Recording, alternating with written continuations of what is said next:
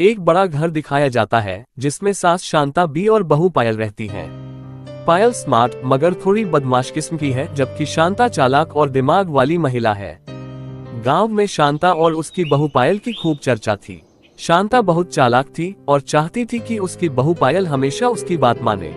अरे मैं क्या करूं, मेरी बहू पायल तो मेरी बात सुनती ही नहीं है, बस अपने ही काम करते रहती है। वहीं पायल को मस्ती करना और छोटी छोटी चालें चलना पसंद था। मेरी सास तो मेरे पीछे ही पड़ी रहती है, मेरी सास का मुझे कुछ तो करना होगा। सास बहू के बीच हर दिन एक अनोखी लड़ाई चलती रहती थी, जहां दोनों एक दूसरे से ज्यादा चतुर साबित होने की कोशिश करती थी। एक दिन पायल ने सोचा कि वह अपनी सास को हल्का सा सबक सिखाएगी। माँ जी तो किचन में है, आज मैं उनको एक सबक सिखाऊंगी। शांता जब रसोई में खाना बना रही थी, पायल ने चुपचाप एक बड़ी लाल मिर्ची खाना बनाते हुए डाल दी और सोचने लगी, अब माँ जी को मुझसे पंगा लेने का मजा चखने को मिलेगा। अब देखती हूँ माँ जी को कैसे पसंद आएगा उनके खाने, अब वो मुझे तंग करने से पहले 100 बार सोचेगी। शांता खाने को चखती है और पायल छिपकर देख रही होती है। शांता की आंखें चौड़ी हो जाती हैं, लेकिन वह तुरंत चालाकी से मिर्ची को संभाल लेती है।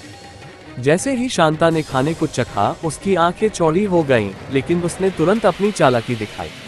उसने एक गिलास पानी पीकर धीरे से कहा, वाह, आज खाना बहुत स्वादिष्ट बना है। पायल ने सोचा कि सास परेशान होगी। अरे मेरी सासू माँ को तू कुछ नहीं हुआ। मगर सास ने उसकी शरारत को पकड़ लिया और उसे पलटकर सबक सिखाने की योजना बना ली। अच्छा, तुम मेरी बहू मेरे साथ शरारतें कर रही है, ठीक है, मैं भी इसे बताती हूँ कि मैं इसकी सास हूँ। अगले दिन शांता ने पायल से कहा, पायल बहू, आज मुझे आराम चाहिए। तुम पूरे घर की सफाई कर दो, बगीचे की पौधों को पानी दे दो और कपड़े भी धो देना। पायल को लगा कि यह एक आसान काम होगा। अच्छा माँ जी, कर दूंगी पूरा काम। मगर शांता ने पहले ही सभी जगहों पर छोटे छोटे जाल बिछा दिए थे। अब पता चलेगा मेरी बहू को कि मुझसे पंगा लेने का क्या मतलब होता है।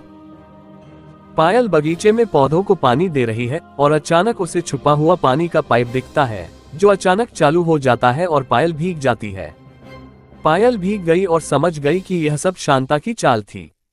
पायल ने सोचा, मांझी भी कम नहीं है, अब मुझे कुछ नया सोचना पड़ेगा। माझी भी कुछ कम नहीं है, अब मुझे कुछ और नई चाल चलनी पड़ेगी सबक सिखाने के लिए। पायल को बदला लेने का एक मजेदार तरीका सूझा। उसने शांता की अलमारी में गुप्त रूप से गोंद लगा दिया, जिससे उनके कपड़े अलमारी में चिपक जाएं। उसने सोचा, अब मांझी का दिमाग तो बस कपड़ों पर ही घूमेगा। अब बड़ा मजा आएगा, देखती हूँ माजी अब क्या करती है। बहू, तुम मेरे रूम में क्या कर रही हो? कुछ नहीं माँ जी, आपका कमरा साफ करनी थी। अच्छा ठीक है बेटी। मेरी बहू इस तरह से तो कभी मेरा रूम साफ नहीं करती, मुझे तो कुछ तो गड़बड़ लग रही है। जब शांता ने अपनी अलमारी खोली और देखा कि कपड़े चिपक गए हैं, तो वह समझ गई कि यह पायल की चाल है।